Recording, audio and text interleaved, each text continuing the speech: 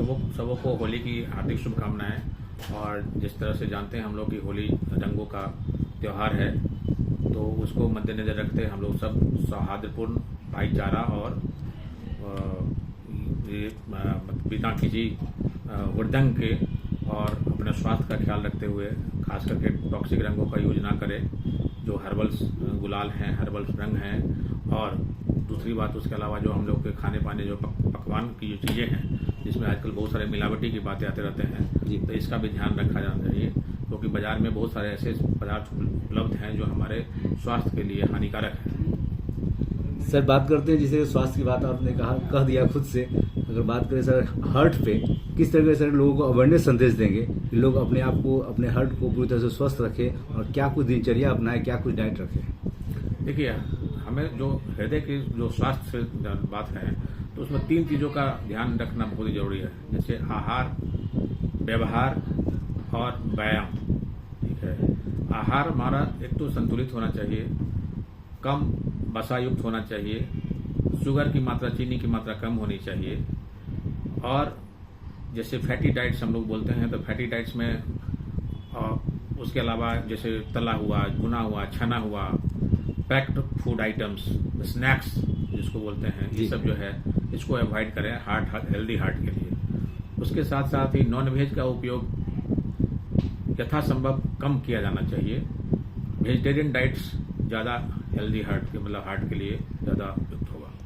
Sir, जिस तरीके से अभी मौसम में जैसे बराबर जो है बराबर चेंजेस देखने को मिल रहे हैं सर, कभी ठंड और कभी कभी गर्म का एहसास हो रहा है सर, क्या कुछ सर लोगों को संदेश देंगे सर ऐसे मौसम के लिए? एक तो है कि आप अचानक हुए मौसम में परिवर्तन को मद्देनजर रखते हुए दिनचर्या उसके अनुसार अपना रखें, कि बहुत ही ये मान लीजिए अगर कोल्ड का ये हो तो ऐसा बाहर की गतिविधियां थोड़ा सा लिमिटेड रखें। और अभी जैसे फिर अचानक गर्मी भी हो जा रही है, तो उसको देखते हुए भी ऐसा है नहीं, अगर एसी चाहे पंखा चला रहे हैं तो उसको इतना ही पर रखें, टेम्परेचर बहुत ज़्यादा लो ना करें। ये भी ध्यान रखने वाली बात है।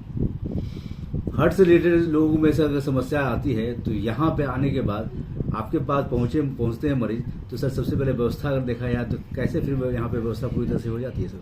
सही, हमारे क्लिनिक में हार्ट की बीमारी से संबंधित खास करके नॉन इन्वेसिव, जिसमें नॉन इन्वेसिव का मतलब ये होता है कि बिना चीर फाड़ का जितना भी उपचार है सब सुविधा उपलब्ध है।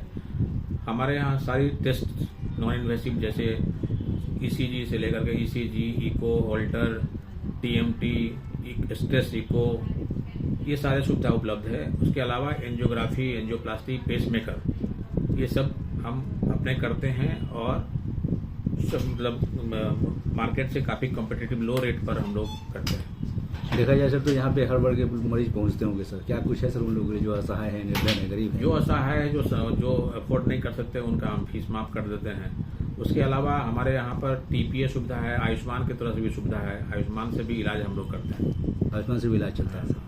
चलिए सर, बहुत बढ़िया सर, बहुत बहुत शुभकामनाएं, बहुत बहुत धन्यवाद जो आपने संदेश दिया, जो खास करके गरीबों के लिए आपने बेहतरीन संदेश दिया कि आयुष्मान कार्ड की यहाँ सुविधा है और बेहतर इलाज यहाँ से हो सकता है। और हार्ट की अगर बात करें सर, ट्रांसप्लांट की जो बात आती है सर, क्या इसमें भी कुछ है सर यहाँ पे व्यवस्था? ट्रांसप्लांट सर्जिकल चीज हो जाता है जी। तो ट्रांसप्लांट, जैसा मैं पहले ही बोला कि हमारा जो कार्य क्षेत्र है नॉन इन्वेसिव है सर जी। ये यहाँ से रेफरेंस हाँ, रेफरेंस होता है, रेफरेंस हम लोग रेफर करते हैं हार्ट ट्रांसप्लांट की। लेकिन हार्ट ट्रांसप्लांट वगैरह अभी भी खास करके जो हम लोग का ये है परिवेश है, चाहे इंडिया की बात है, जो हार्ट तो अभी तक मतलब मान लीजिए आप कोई लैब में तो बनते नहीं है। जी बिल्कुल। ट्रांसप्लांट में डोनर अवेलेबल होंगे तभी होगा, तो इट्स वेरी डिफिकल्ट। जैसे बहुत सारे अगर वेटिंग लिस्ट है ट्रांसप्लांट के लिए, तो अभी बहुत ज्यादा ये तो प्रचलित में नहीं है। क्या पटना में सर अवेलेबल है सर इस तरह की बात है? पटना में हो सकता है, लेकिन हार्ट ट्रांसप्लांट का अभी सक्सेसफुल तो हुआ नहीं।